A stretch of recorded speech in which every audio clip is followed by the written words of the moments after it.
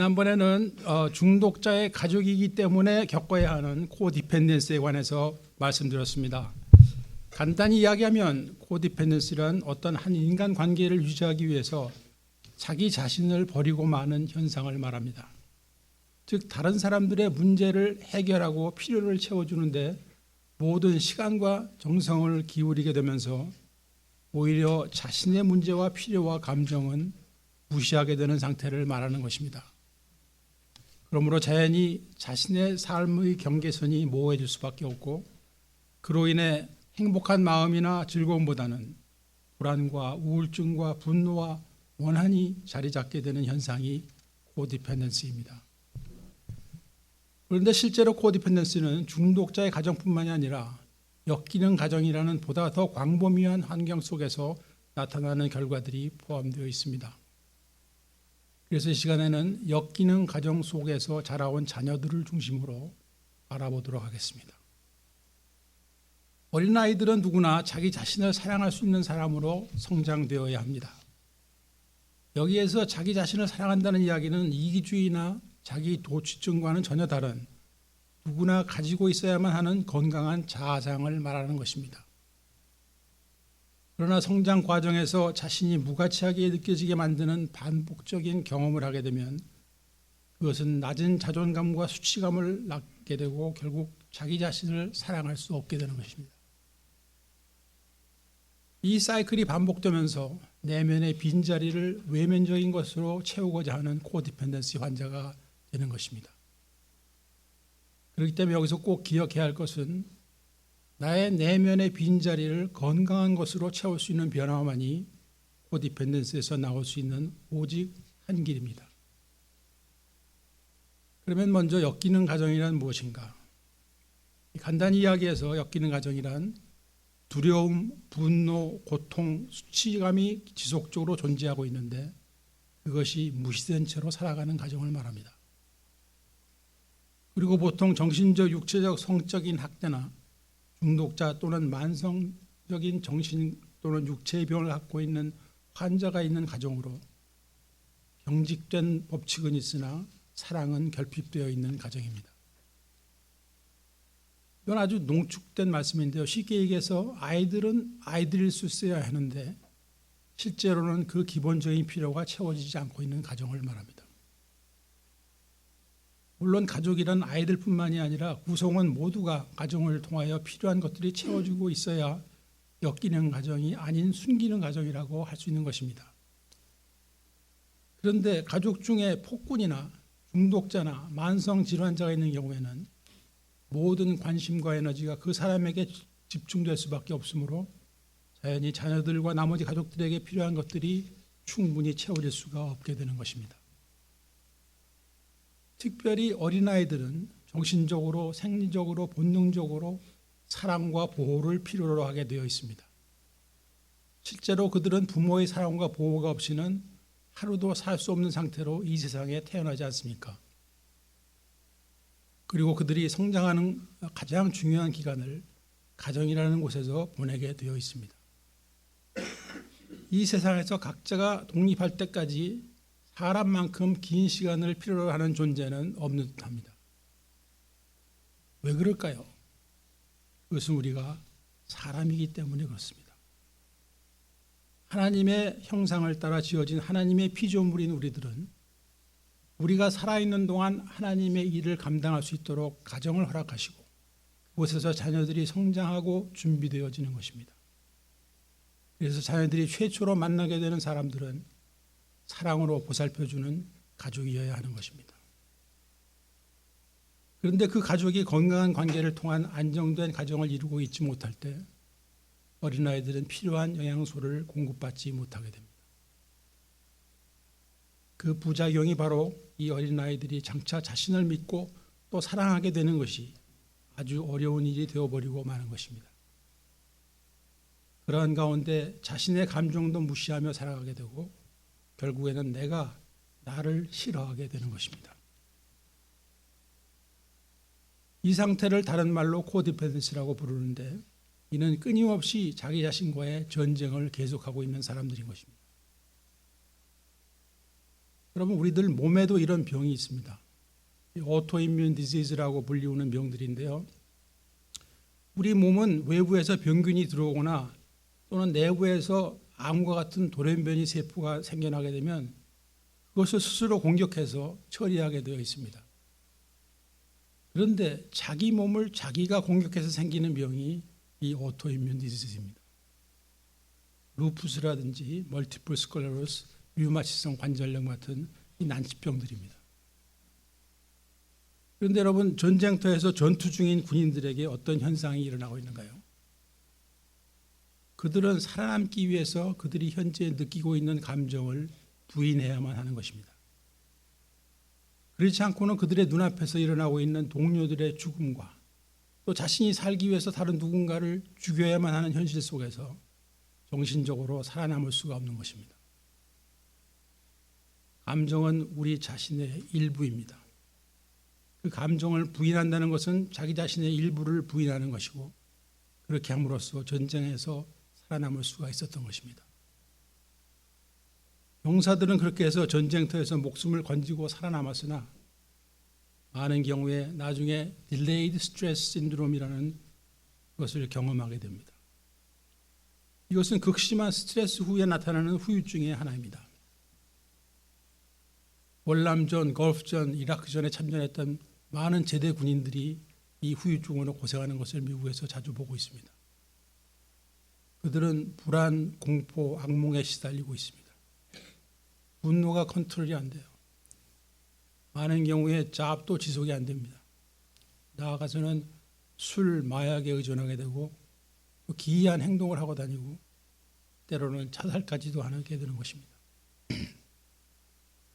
얼마 전에 그 감사의 집에도 들어오셨던 한 분이 계신데 이 문제를 가지고 있었어요.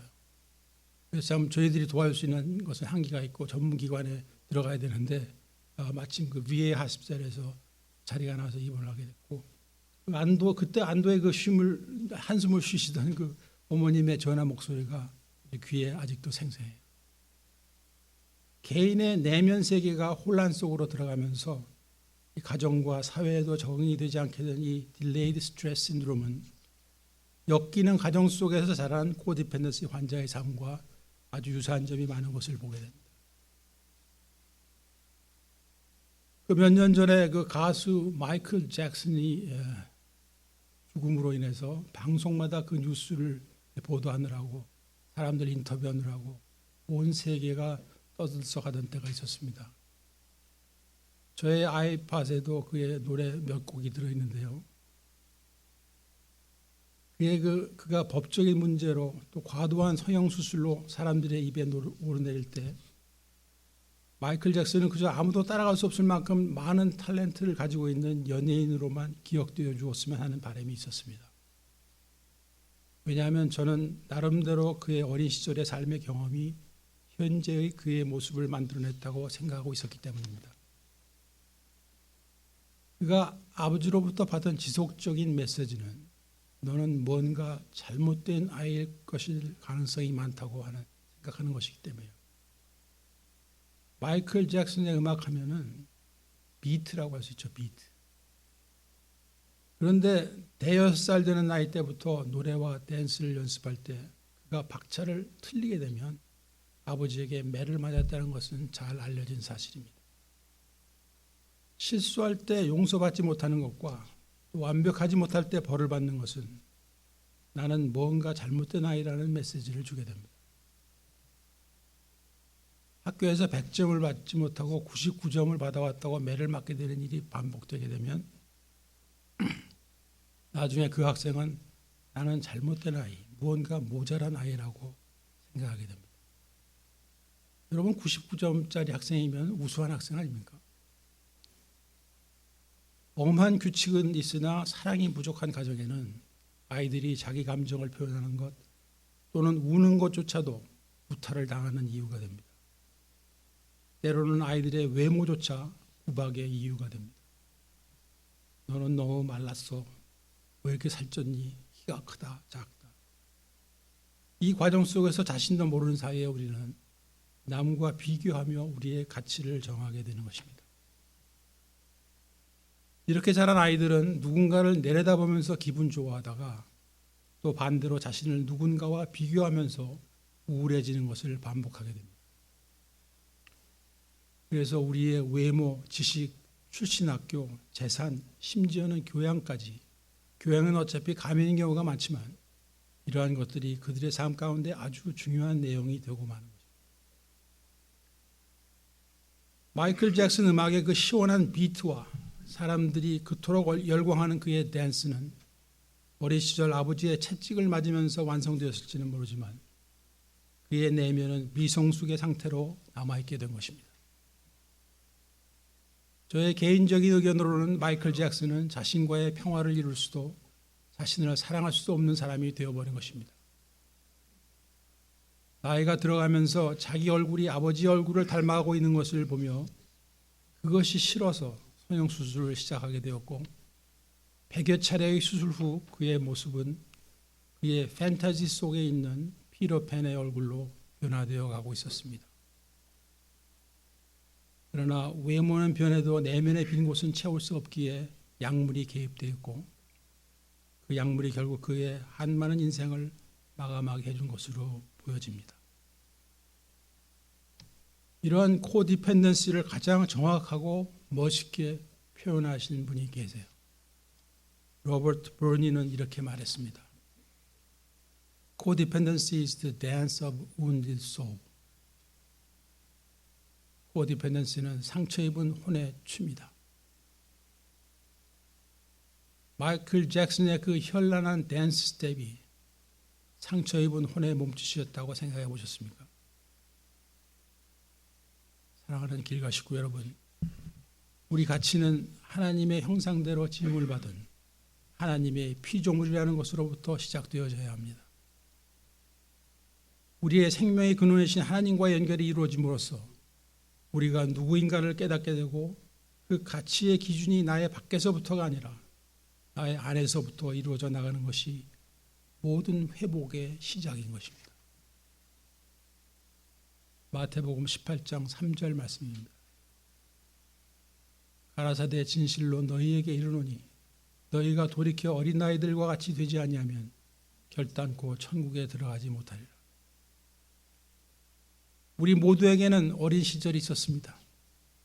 지나간 세월을 다시 돌이켜 세울 수는 없지만 그러나 우리는 어린아이와 같이 순수한 모습으로 변할 수 있게 되기를 원합니다. 어린아이들은 호기심이 많습니다. 그리고 모든 것이 궁금합니다.